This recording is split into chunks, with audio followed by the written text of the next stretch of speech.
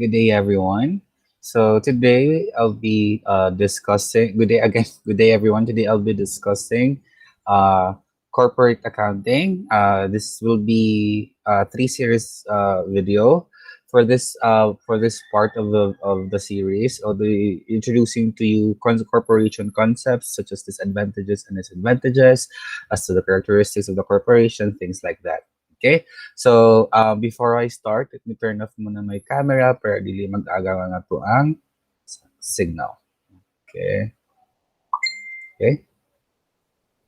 So, let's start. So, as introduced prior, um, there are three types of business organizations or forms of business uh, organizations. So, it can be a sole proprietorship, proprietorship,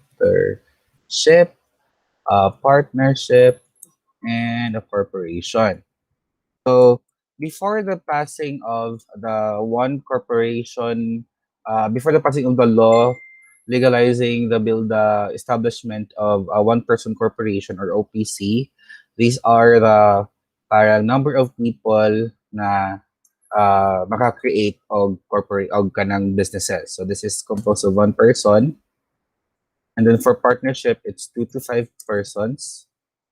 While for corporation, it needs to 5 to 15 na incorporators. Okay, but then as you may know, corporations have a lot of corporators or katotong mga shareholders. Okay, so ang require lang before is 5 to 15 incorporators, but with the passing of the one person or the legalization of the one person corporation, uh, corporations can now be built by one person. Okay, so with that, let's go now to the definition of our corporation.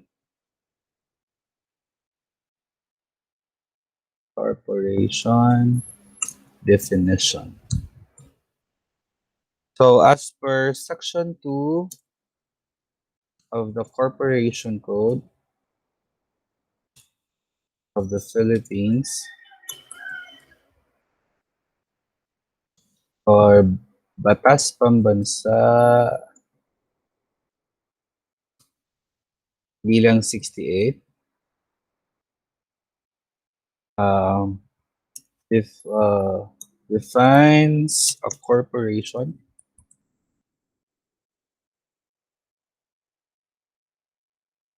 as an artificial being created by operation of law, having the right of succession and the powers, attributes, and properties expressly authorized by law or incident to its existence. Okay, so from this definition, we are able to extract four characteristics of a corporation. So first is it is an artificial being. So when we say artificial being, um, it is considered as a person, but it has no body, kumbaga. In the eyes of the law, it's a person, but it's not a natural person like us, like people. So that is why it is called an artificial being, a juridical person, kumbaga. Okay? And then, second one is, this is an artificial being because it's created by law, and through it obtains an artificial personality or juridical personality.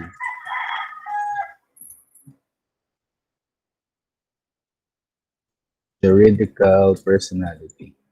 As against humans who are natural beings. Okay. Now, second characteristic would be that it is created by operation, operation of law. Okay? So unlike partnerships na kana bitang it is more bitang a partnership can be created through a mere agreement. Um, corporation should be more bitang it before it can be created or before it can be recognized, it should be recognized by law. Okay, so there are a lot of documents to be passed as provided for by SEC. Naapod sa ato ang corporation sa BP 68 or Corporation Code of the Philippines ang mga requirements as to how to form a corporation. Okay? So third one is it has the right of succession. So unlike po sa partnership or like for example sa sole proprietorship kung mamatay ang tag-iya mawala man ang business. Or kung sa partnership kung may mahaba sa isa ka partner or may madugang isa ka partner, mawala po ang katong partnership and a new partnership will be established. However, for corporations, bahala pag mapulihan ang mga corporators or mga shareholders, ang corporation will continue to exist because pwede nimo mapasa ang imuhang right, imong ownership sa corporation. Okay? And then next is powers authorized. This is 5 guy, no? Powers authorized, yeah, actually, powers, um, attributes, and properties. Naling kopyahan.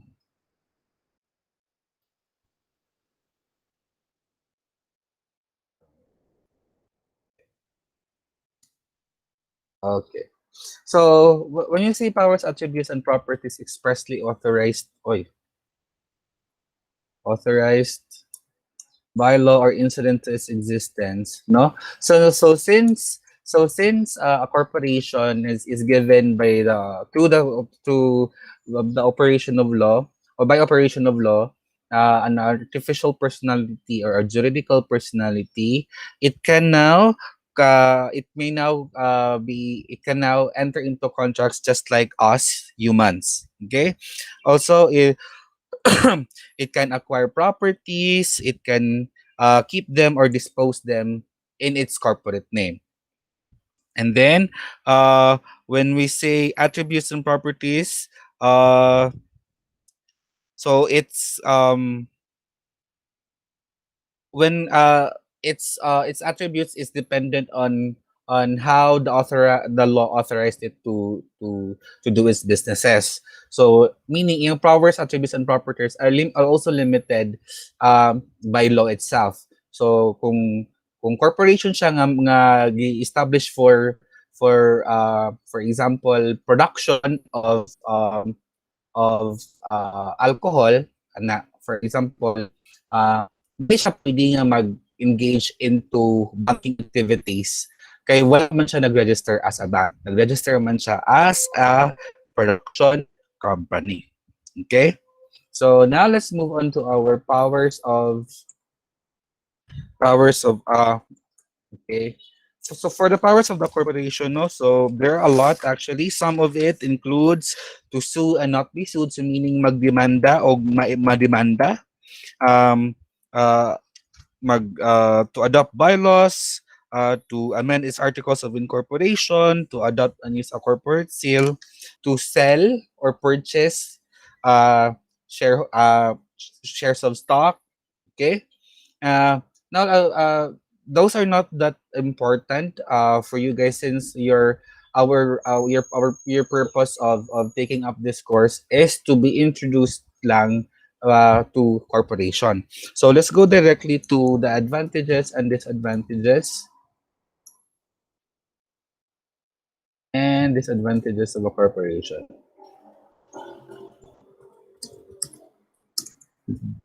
I'm sorry. So for the advantages,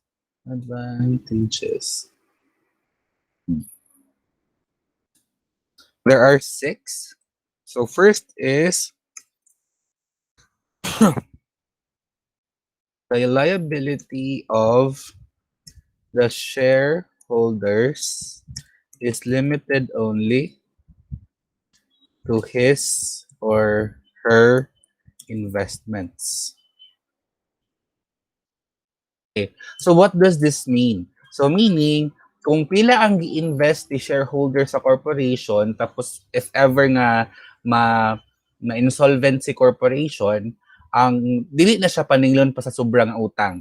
Okay? Unlike bitaw sa sole proprietorship na kung ma-insolvent ang business, magukod pa ang tag-iya. Unlike sa partnership nga si general partners, magukod pa sa mga katong ilahang ipang utangan. More likely bitaw guys, in substance kay mura siya og ang shareholders kay mura sila limited partners ba nga dili sila mapaningil sa murag ang kung ang silbi ang ilang bayad sa utang sa partnership is taman lang sila hang gi-invest. Same gyapon sa shareholders sa corporation. Ang utang ang utang ni shareholders taman ra pud sa iyahang gi-invest nga kwarta dito kang corporation. So number 2, capital can be acquired easily since there are more owners who can provide capitalization. Okay. So unlike sa sole proprietorship na isa lang ang maghatag sa imuha og capital, or unlike sa partnership na limited to 2 to 5 ang people nga maka-provide og capital, corporations is daghan kaayo, it can even reach thousands. Okay, muna siya nga capital can be acquired easily. Okay? And then let's go to the third advantage. Corporation operate continuously. Okay? So unlike sa ato ang partnership no, si corporation man gud bahala pa og again kung yung ganiha nga bahala pa og mawala na mawala nga shareholder, then madulan na shareholder, things like that. Magpadayon gyapon ang iyang operations, dili siya ma-dissolve unlike sa partnership. Now, si guys, di ba si partnership kung madungagan or makuhaan, ma-dissolve gyud iyang ma-dissolve ang partnership, mag-stop ang operations, and then mag-create na po ng new partnership. Si corporation, madungagan man siya or makuhaan, the operations will not be affected. Madungagan or makuhaan ang iyang shareholders, the operations will still continue. So admitting a shareholder to the corporation is easier because the consent of all the other shareholders is not required. So ano no? Ang ato ang what do you call this one? When it comes to the corporation, unlike sa partnership nga pag mag-admit kag new partner or kung may mahawa nga partner kanang dapat kay sabutan sa tanan nga dapat mo agree ang tanan. Okay? So sa corporation man gud kung naay bag-o nga shareholder, bahala pag dili ka ila sa corporation or bahala pag dili mag-inilhan ang mga shareholders, pwede ka ayo mag-admit without getting the consent of everybody. Okay? So fifth is corporation can easily raise funds needed for operations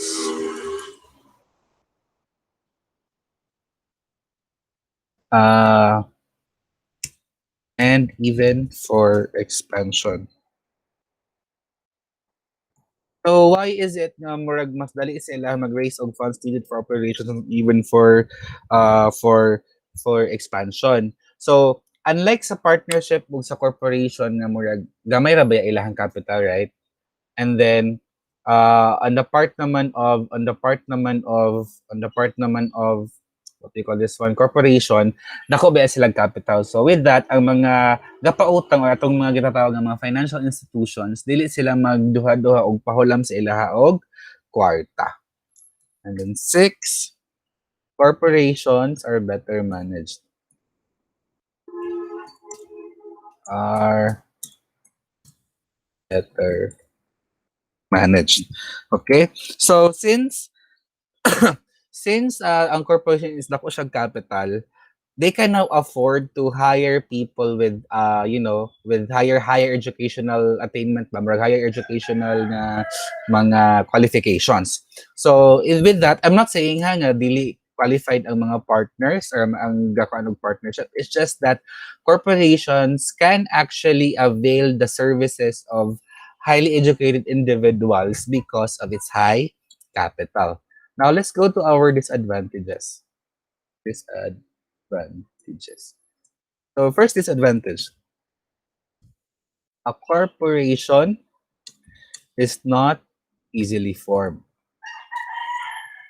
or organized due to the numerous requirements imposed by law.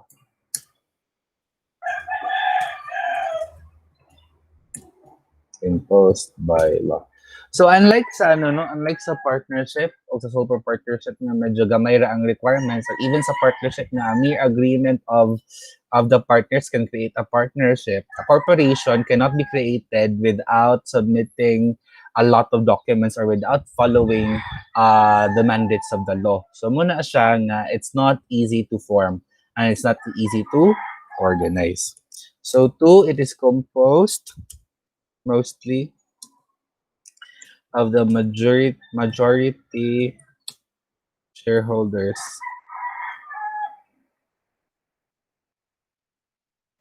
So composed mostly of the majority shareholders. The board of directors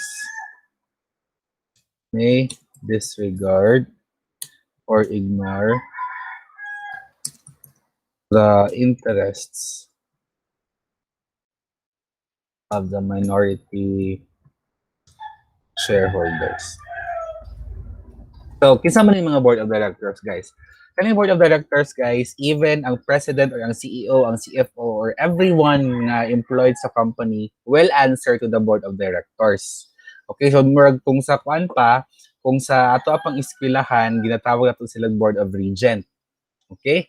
So, with that, ang usually mga good guys, ang members ng majority shareholders are ang members sa board of directors are majority shareholders. With that in mind, muna siya nga dili kayo madungog ang side sa minority shareholders. Though naa sa tong law nga dapat may representative ang minority shareholders, gamay ra kay na sila maybe isa out of 10. Okay? So, muna siya nga kanang unlike sa partnership ba nga kana bitang all the partners will be heard kumbaga. So, equal footing kay partners din sila. No matter how much you contributed, equal footing din mo diha. Or sa sole proprietorship, kung sa imong i-decide sa imong usap, ikaw raman po ang magkuan sa mag-reap sa consequences.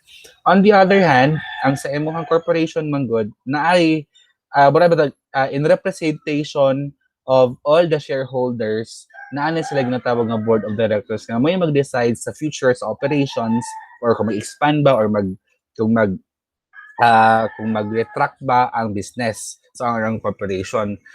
Usually, if dili kayo madungog ang interest sa minority shareholders. Because sa corporation man good guys is the more shares you have, the greater voice you have. Okay? Sige, 3. The government through its different line and regulatory agencies imposes stringent rules and policies on how corporations should operate. So nganong ing-ani man no, nganong mas stricto magyud ang gobyerno sa atong corporations because corporations actually parang invites investors, be it local or international. So muna siya nga to increase the trust of the investors to the corporations, kay lagi usually ang madugog raman pud sa decision making is ang mga majority shareholders. So how about those mga minority shareholders? Minority. Anong minority? Minority shareholders. So, with that, to protect the interest or to protect the investment of those investors, no, muna siya nga medyo stricto gyud si kanang government kang corporation. Kay if magbinuang ang partner sa ilang ginegosyo, gamay ra man nga tao ang maapektuhan and kita sila raman nga mga tag-iya. O si sole proprietor kung magbinuang siya, iya ram tong negosyo ang madihado. However, on the corporation kasi, the corporation is kind of bitang pulling money or pulling capital from a lot of people, and those people not all those people can be heard or will be heard by the board of directors, and not all those people can make decisions for the corporation. They're just there to invest and entrust their money to the corporation. Thus, the government is more stringent or mas stricto siya when it comes to when it comes to the rules and policies on how corporations should operate. Okay? So lastly, sa tong four, no? The possibility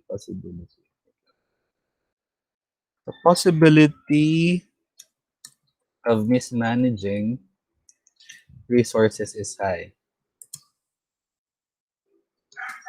So,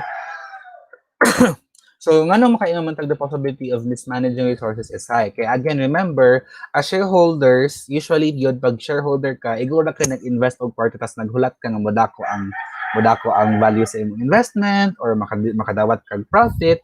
Unlike sa partnership bitaw og sa corporation na kung ikaw ang nagbutang ang nagparta diha, ikaw mismo ang ma-manage sa imong parta. So you are entrusting your money man to other people. So the risk of mismanaging your resources, the resources that you have entrusted to the corporation, is very high.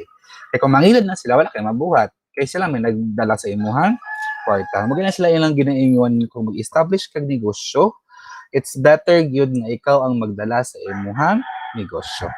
Okay? Now, let's go to the classification of corporations. Okay. So, first classification is as to purpose or as to the purpose or type of entity creating the corporation. Okay, so naatay public corporation and naatay private corporation. When we say public corporation is created by the government and its agencies, and it is instrumentalities corporation. So kani siya is usually made by the government. And then for our private corporations, this is created by private individuals. Okay? And then second classification is as to evidence of ownership. Evidence of ownership. Okay, naatay ginatawag na stock corporation o corporation and non-stock corporation.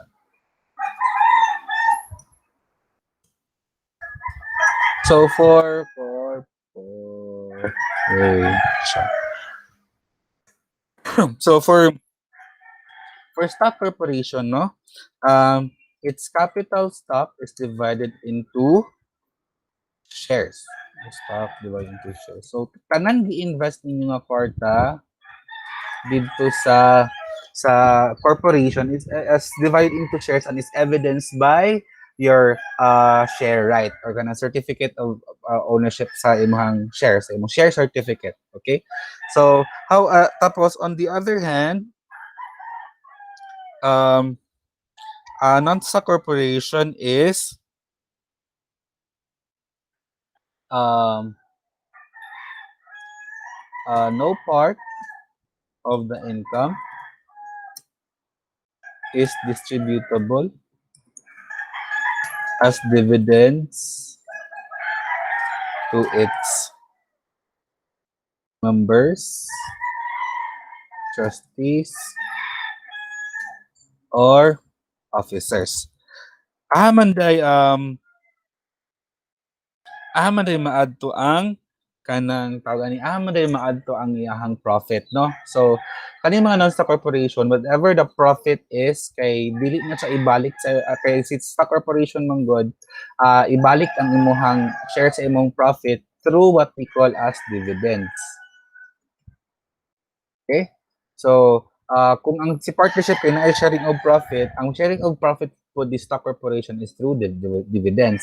Well, for non-stock corporation, manggod, is ang iyang sole purpose, kumbaga, bitaw, is kana bitaw, to further the reason why it was created. So, for example, kanang mga charitable or institutions, religious or educational, like for example, lang ato ang Ateneo de Davao University, that is a private it's a private non-stock private corporation. So it was created by private individuals, but its purpose is not to earn profit, but to establish an educational institution. And then so kung unsa man ang negosyo ang kanang tawag ang ginansya nga ilang makuha ana, dili na sa ihatag dito sa mga tao nga nag-invest og kwarta diha, but it will be reverted back to the operations of the school para mas ma-improve ang ilahang services. Okay? Next is as to the law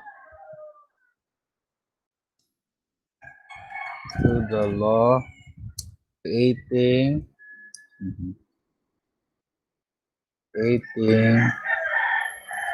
as to the law creating the corporation. So we have two na atay ginatawag na domestic corporation, and then we have a foreign corporation. For domestic corporation, the law that created them is our Philippine laws. Yes, these are created by Philippine laws. Okay? Philippine laws. While ang kaning foreign corporation is created by foreign law, and naalang siya foreign law with tapos naalang siya branch or unit operating in the Philippines. So unsa man ang kanang mga example ani Bank of America, Hong Kong Bank, and Dutch Bank. Okay, so operating in the Philippines. So meaning, corporation na ni sila daan, before pa lang sila nisulod sa Philippines, nag-establish lang din silang branch diri sa Pilipinas. While sa kaning mga domestic corporation is that, ang nahimot ka, di ba, corporations are created by operation of law. So, the law that parang authorized it to become a corporation are Philippine laws. Okay? So, fourth is as to the availability of shares subscription. Okay? Naatay publicly listed by subscription is ang kanang pagpalit bitaw sa imuhang shares. Okay, so publicly listed and privately held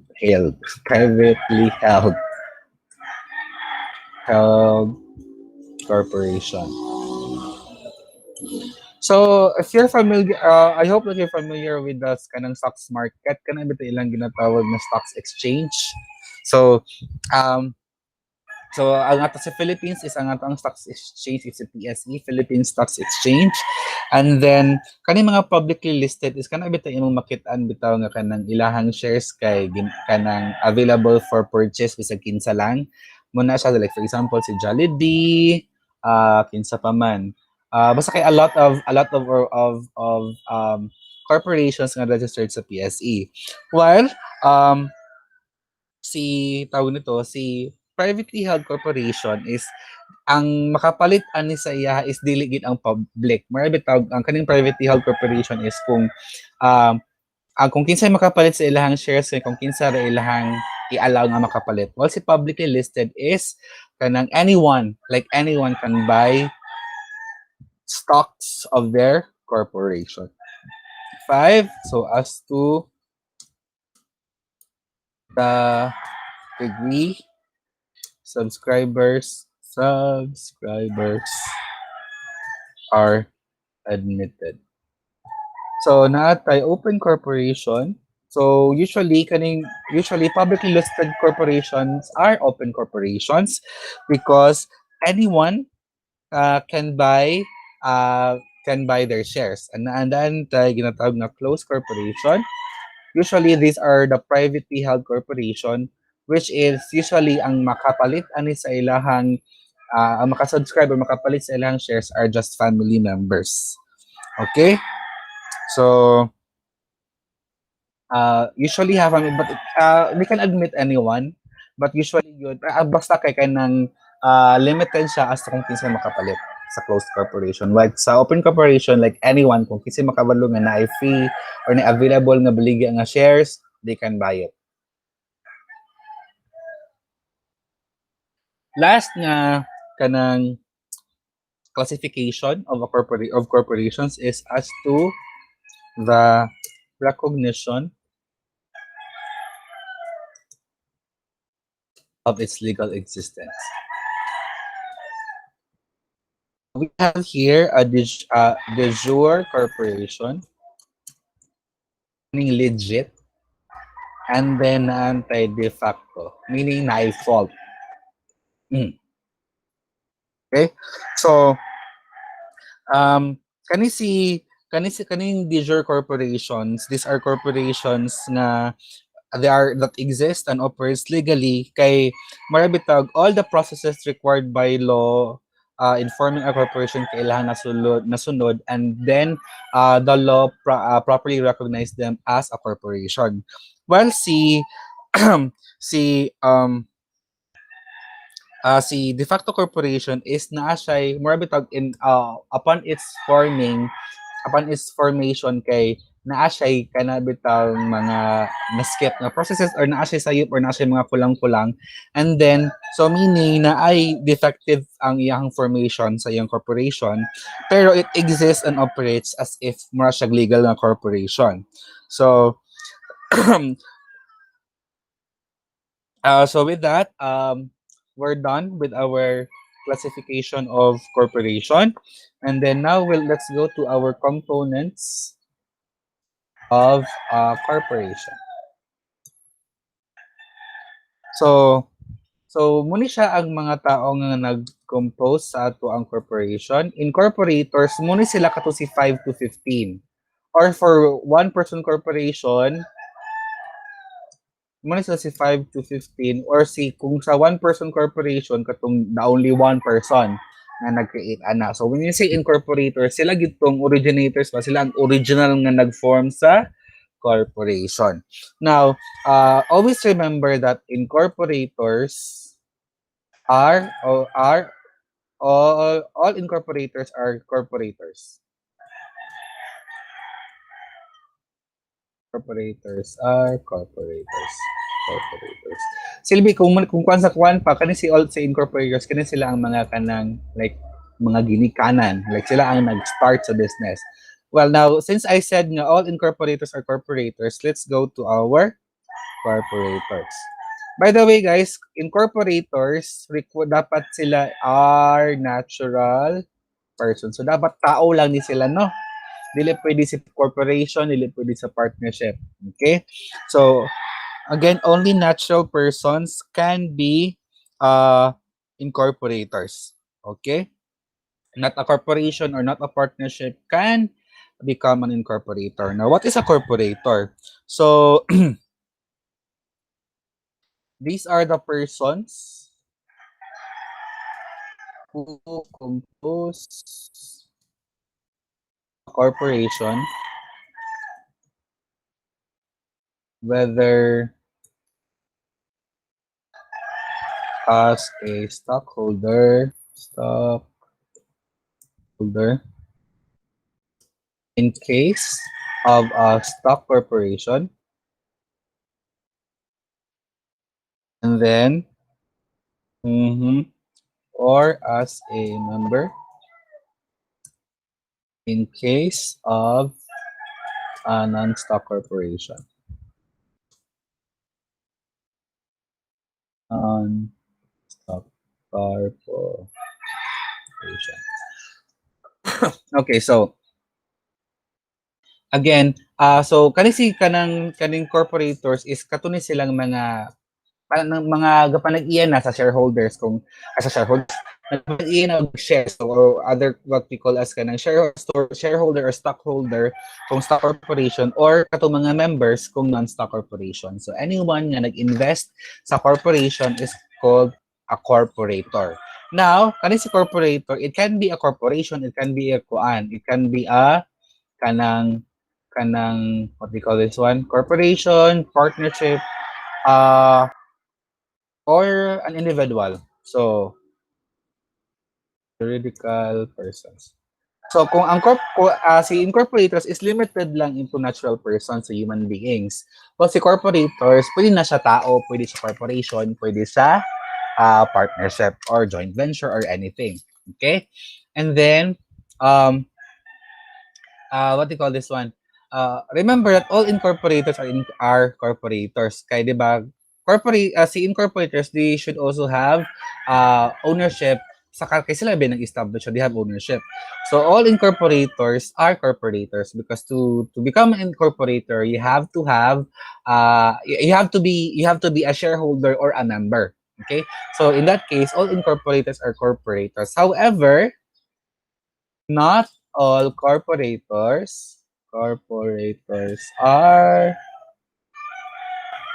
incorporators. Incorporators.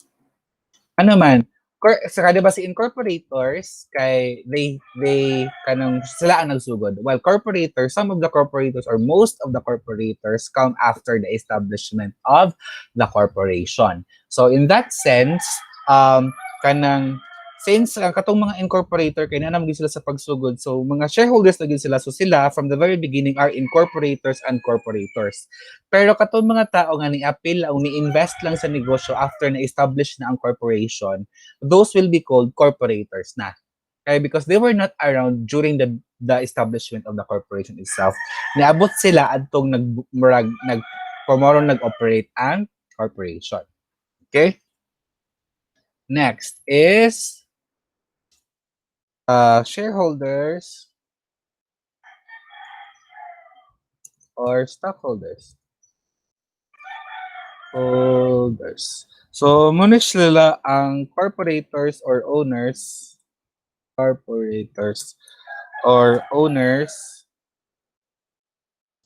holding a certificate of stock or share certificate, certificate of stock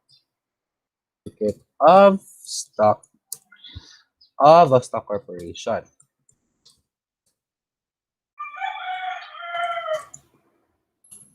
Again kay basta gali corporator ka sa stock corporation, ang tawag sa imo is shareholder or stockholder. While kung corporator ka of a non-stock corporation, yung tawag sa imo is corporator of a non-stock corporation member. Okay?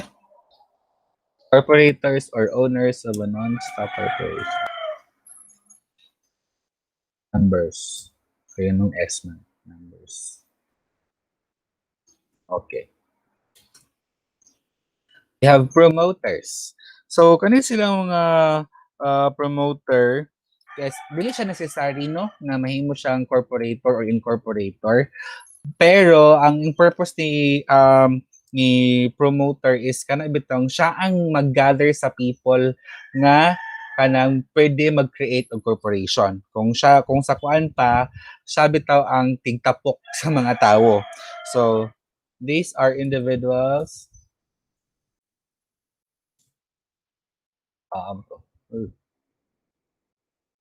these are individuals. Who organized the formation or organization of a corporation? He may eventually become a kanang incorporator or a corporator himself. But again, ang promoters, sila ang katubitang nag-organize sa mga tao. And then subscribers. So, is our natural or juridical persons who agree to buy the original and unissued shares of stock of a corporation. Okay. So, kanang tapos once the subscription is fully paid, subscription is fully paid, a subscriber becomes a kanang shareholder or member. Okay. So, dili pa lang daan guys ang definition nga ang subscribers kay a natural or juridical persons who agree to buy the original and unissued share of stock of a corporation. Nanatay clue daan nga only unissued shares can be subscribed. So when we say subscribe, bitang mura pag kanang maingon ka ba nga kanang sige ha, mag reservation siya ba na kanang magpalit ko og ingani kadaghan nga shares. So, pero wala pa ko di pa ko magbayad. So wala ka man kanang bayad, you're a subscriber. Once nga mabayaran nimo siya fully, from a subscriber you will then become a shareholder or a stockholder or a member. Okay? Sige. What else should we discuss? Okay. So to form a partnership, to form a corporation, the incorporators should create their articles of incorporation. So what is this articles of incorporation? This is the basic charter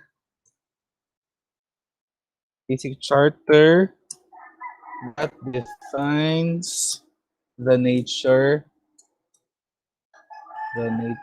of a corporation and governs its affairs. So, unsa may content aning kanang articles of kanang uh what do you mean by that? Articles of incorporation. So, it contains the name of the corporation, ang purpose nga nung gi-create ang corporation, ang kanang kung na-locate ilahang main office o ilahang main place of business, ang term nga nung nag-exist ang corporation, names, nationalities, and residences of incorporators, number of directors or trustees,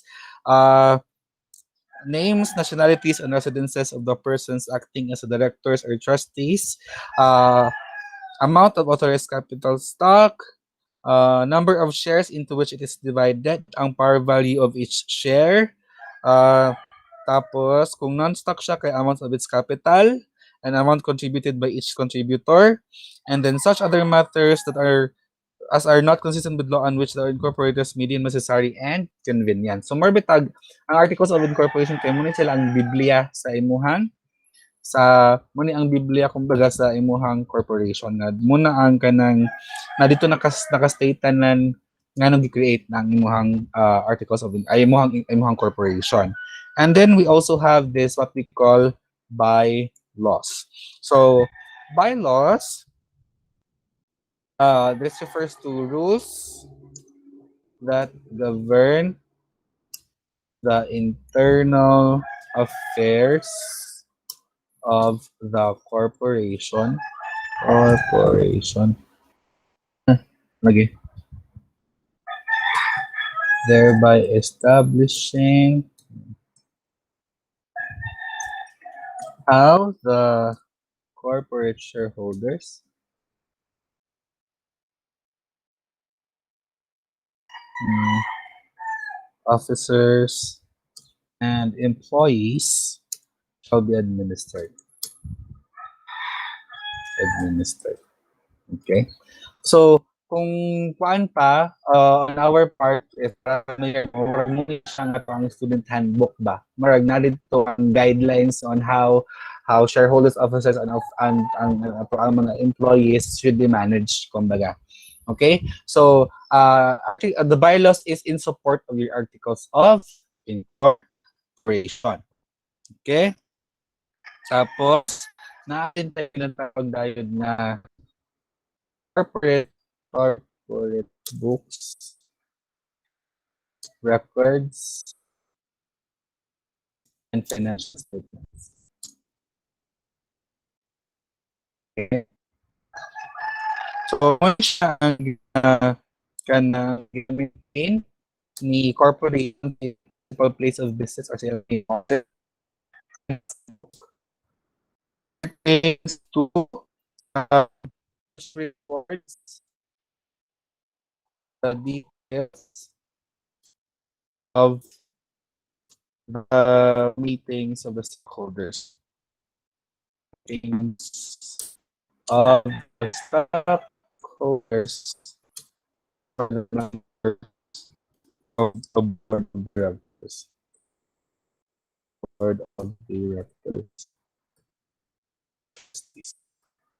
Okay? Nandito lang inyong of the meeting. Transfer book.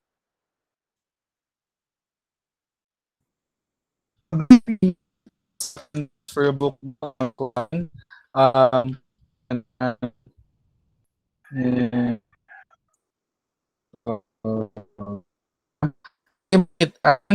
kung saan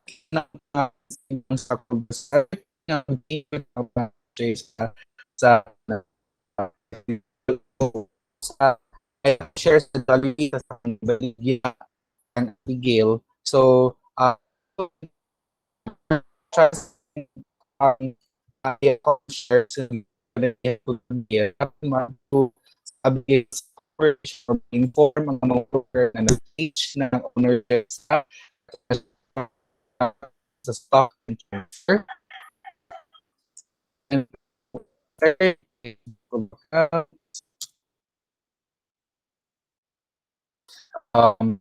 so the first general the journal ledger and subsidiary ledger.